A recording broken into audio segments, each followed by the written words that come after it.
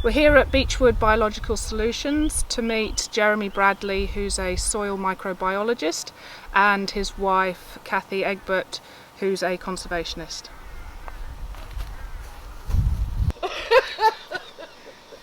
Hi guys, how are you? Oh, hi Tamsin. Hi, pleased to meet you, Jeremy. Lovely to meet you. Yeah. Thank you so much for inviting me on farm. Oh, Our thanks pleasure, for coming. mate. Lovely. Would you like to have a look around? Yes please, that would be lovely. Let's go. Radio. Oh, come on. We never think about what's under our feet, the earth we stand on. What makes up a healthy soil?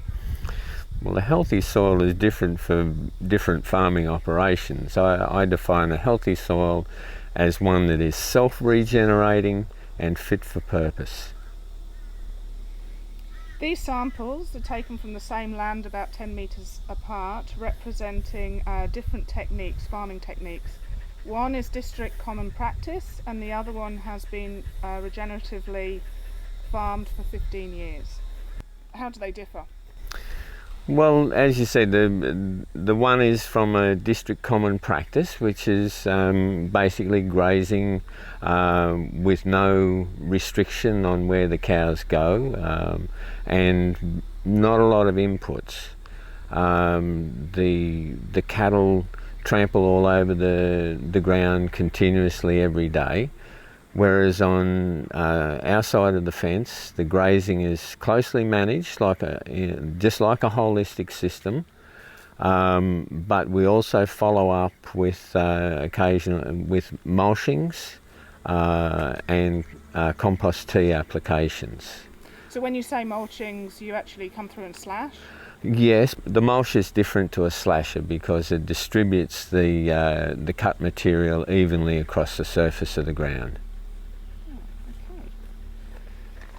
And here we can see the depth of roots are very different. They seem to be going a lot further down. Well, when a soil's compacted like this one, the roots just absolutely can't get into it. This is a good reason, this is part of the reason why our soil has stored a lot more carbon in it, because the photosynthesis of the plants puts carbon into the soil, takes carbon out of the atmosphere and puts it into the soil. The deeper the roots can get into the soil, the deeper the carbon can be stored in the soil. This is the process of sequestration. So with the carbon going deeper, what does that actually mean? How does that make a difference? Well, carbon is really the key driver to fertility. Carbon is able to store nutrients, carbon is able to store moisture, carbon is able to be an energy reserve for the plants in dry times, and the carbon is stored in the soil, or what we call sequestered in the soil, by a symbiotic relationship with the fungi. And fungi in this particular type of soil was the most important microbe that we fostered the growth of in this restorative practice. So when you had a look at your soil and it was concrete and really dusty and there wasn't much living in it, is that the first thing that you did, was introduce that? We did. We looked at that soil under a microscope, and we could see that of the key elements of the food web, the one that was mostly lacking was the fungi, and the fungi is the organizer of the soil. I like to think of the fungi as controlling the feng shui of the soil.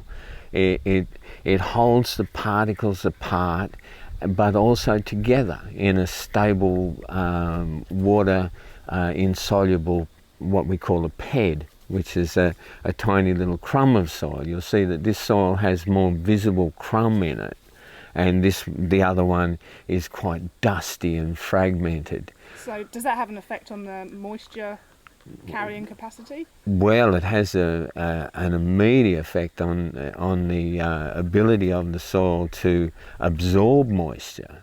As you can imagine, this soil here is more like a concrete, And if a sudden rainfall event happened here, it would all run off down to the creek, carrying a great deal of the nutrients that have accumulated here during the dry period into the waterways along with it. Whereas in the biologically managed soil, the one that we've managed for soil regeneration, all the water would be going in because the fungi is actually holding those particles apart. There's galleries down through the soil, and as I said, that's the feng shui, where the entrances and exits and breezeways, the way that the atmosphere can get in and out, the way that the soil can actually respire. A healthy soil breathes in during the night time and breathes out during the daytime as the air expands and contracts. And that brings fresh nitrogen into the system, and the microbes can then turn that nitrogen into protein, and the other members of the food web consume that and make the nitrogen plant available. It sounds like you're very, very passionate about fungi. It is so important, and yet why is it so misunderstood? How did you transfer the fungi that you needed into your soil? What was your way of doing that? Well, a lot of microbiologists, and myself included, feel that you need to actually use the type of microbes that actually made your local soil in the first place. So to get the best fungi for your farm, you need to go and look in places where the soil is in its more natural condition, and you need to be able to be looking for places where the fungi is well established in the leaf litter. Then you introduce that into your compost or your compost teas. This type of leaf litter here is, you could virtually put that straight into a compost tea and brew that up, and you would have the ability to introduce this localized fungi into your farming system. So is this what we're looking at here in the lab?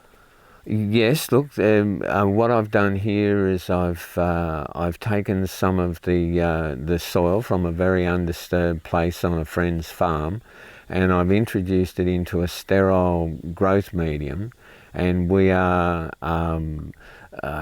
growing a tailor-made biological input so that his degraded soil can start to be regenerated with its original local biology.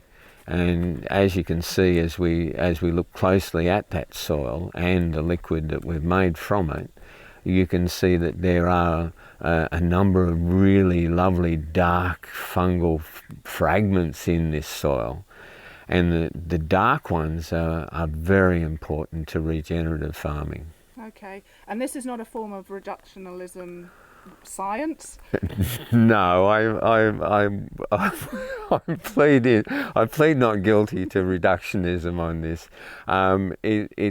It's step one. Fungi has got to be step one in a compacted, degraded soil, because, as I said, it actually opens the soil up. It allows other biology to enter deeper into the soil. And why I'm looking for the dark ones, you'll hear me talk about dark septate endophytes quite frequently, because the dark ones contain melanin.